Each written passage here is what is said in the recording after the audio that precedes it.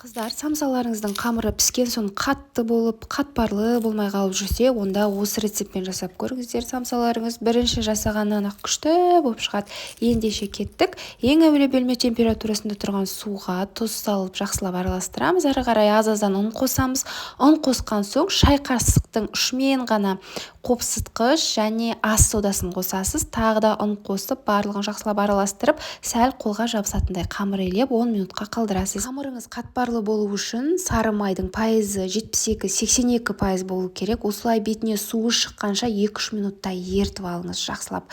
Енді қамырымызды екіге бөліп, екі жұп-жұқа қамыр жаятын боламыз. Мінекей бірінші қамырымды жайдым, жұқалап үстіне жаңағы сары майды жағып шықтым.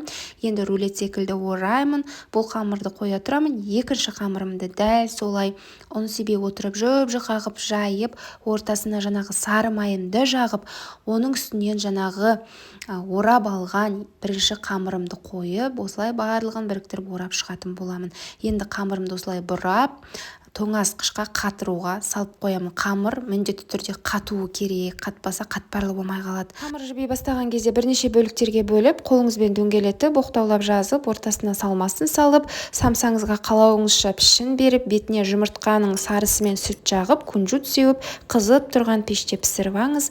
Ас болсын.